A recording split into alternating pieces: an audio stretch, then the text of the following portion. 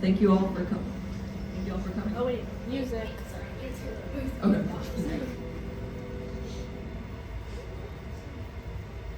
Okay, thank you guys for coming. That's me.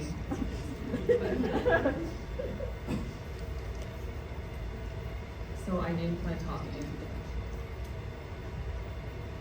I was 16 in these photos. It was my junior year of high school, and I was in Austin, Texas, testifying at the Texas legislature. We were trying to pass a bill that would finally abolish the luxury tax on period products in our state. I had a glimmer of hope. The representatives there had told us they were proud of our energy and our youth, but in the end, they didn't even listen because the bill died in committee for the 4th legislative session in a row.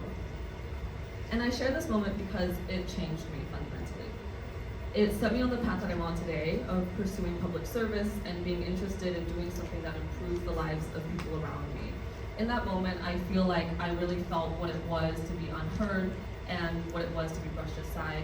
And I felt a deep sense of injustice, not necessarily for myself, but for the people in my state who these laws and institutions would fundamentally harm. In that moment, I realized that what I want to do with my life was to become a person who listens, who finds and addresses issues within my community, and who can make a change, whatever that might look like. I think that pursuing public service is in itself a little bit of a challenge to the many norms and expectations that we're all subject to. We often have these ideas of what is worthwhile and what is wealth and what is quote-unquote success. And I think that in this kind of environment, wanting to pursue public service is a challenge to what inherently we perceive as successful. And especially for me, AAPI representation in government is sparse at best, and there are still a lot of cultural barriers that prevent people from seeing public service as a worthwhile or valuable career. On top of that, I've made it a point to remain complex in my life and my identity. I have my hand in many jars. Music, art, leadership, academia, and I think that being able to pursue these diverse interests is the way that I challenge the active thing in our society that wants to reduce everybody down to one singular, easy to categorize label that makes each person easily digestible and acceptable to the people around us. Since that moment in the Texas legislature, I've had many watershed experiences that have really solidified why I want to pursue what I want to pursue. And a lot of them center around my experience growing up in Texas. My hometown is Houston. And I think that it's a place that I still call home, but have found increasingly hard to go back to and live in. I really distinctly remember the period of time when the strict abortion bans in Texas were being put in place, and right before Roe v. Wade was overturned. And in that period of time, I could feel in the air this sense of despair and distress among myself and my community. And for context, I attended a place called the High School for the Performing and Visual Arts, the real life equivalent of Victorious. And I mention this because I had always considered this place a safe haven, not only for myself, but for my peers, because it was a place that really valued diversity and inclusion and had made it a point to emphasize to its students that this was a place that you were welcome. Actually, at the front of the school, you can see me when I was a baby sophomore, but there was a sign that said, "We welcome you." And I walked into school every day and thought about this sign and really believed that within the walls of this school where impromptu performances broke out in the stairwells or people never left on time because we would all rather be practicing or performing, I really thought that I was safe in this place and really held it in my heart that art was a forum to uplift and inspire the people around me. But amid all of these things happening on the national level, it felt like myself and my peers weren't safe anymore. It felt like that our representatives in our government had really fundamentally failed us because of all the things that were happening.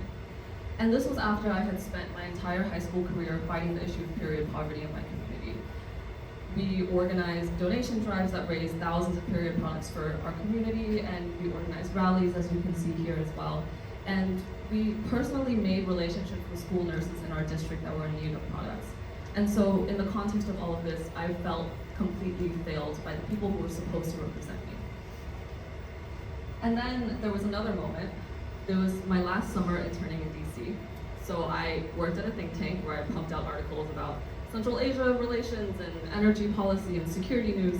But honestly, what was more impactful for me was the fellowship that I was a part of called the International Leadership Foundation.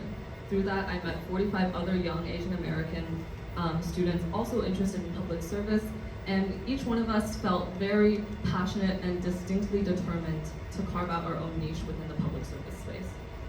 This was impactful for me because I felt that suddenly I had really found people that understood my fundamental motivations and my goals, and it felt like my career, which for a long time didn't seem attainable, was something that could be valuable and something that I could actually make an impact in because I was surrounded by a network of people who could make that possible for me. On top of that, it was a really surreal moment to be in DC, considering all of the political things that were happening last summer.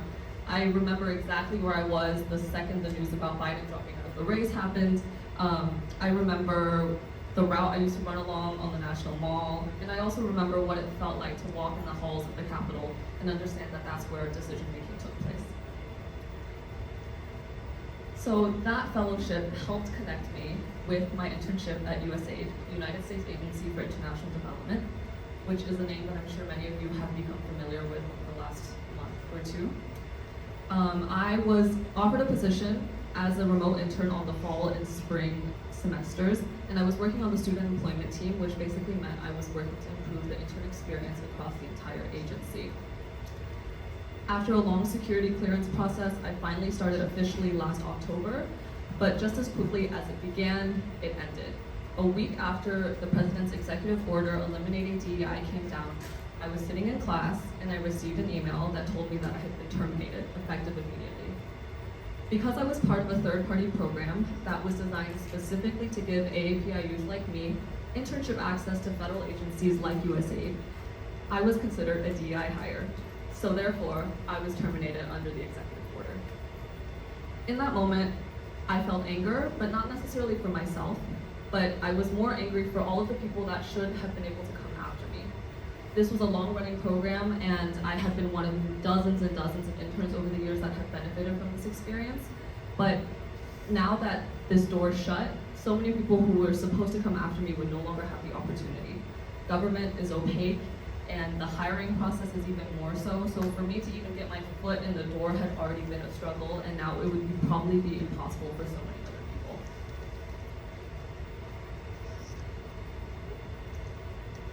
And it's moments like these and moments like the ones that I share about in Texas where I really felt the proverbial door closing. I often ask myself why, but I think my first gut reaction that I can't really explain either has always been, what can we do to change this? And what can I do to change this? I feel it's been easy to find hopelessness and despair, especially in recent times, but I think it's an active action and an act of rebellion to choose not to succumb to that. So on top of that, I think the reason that I've been able to maintain my dedication to this is because of the other things that I have in my life and the complexity I've been able to maintain. In my personal conception of how I view myself engaging with politics and public service, I've always seen myself as a lawyer. And I don't know if that's because I have a fundamentally argumentative nature or because I love the humanities. But my hope and my dream is to have an understanding of the law and the legal language and to use that in order to write and defend policy that I believe in and that protects the communities and people that I believe in. And so through all of that, becoming a lawyer is a long, exhausting, and expensive process. It's daunting, but I think the thing that really keeps me going is the fact that I find immense relief and joy in art and community, something that I really learned through my high school days. So I feel that every time I step into a dance studio and turn off my brain, or I sit at a piano and I really lose myself in the musical score, there's a sense of rejuvenation and motivation that allows me to continue doing the other things that I also have a deep sense of passion for. So all of that is to say that ever since that moment in Austin when I felt very discouraged but also inspired at the same time, I think the biggest thing that I've learned is public service is not only about being at the forefront of a movement or being the loudest voice in a room. Public service is also the thousands and thousands and thousands of people who work in federal agencies like USAID every single day and allow our institutions to run effectively. I hope that for me, as I continue on in this journey, I'll be able to keep the energy and maintain all of the passions and inspirations that I've learned. But I know through all of it that continuing to dance and make music and write and find joy in the community and people that bring me happiness is a central reason of why I'm able to continue down the path that I am. And so I hope for all of you that you're also able to have the same opportunity to express and embody your many complexities and all the passions in the same way that I feel that I have. Thank you for coming.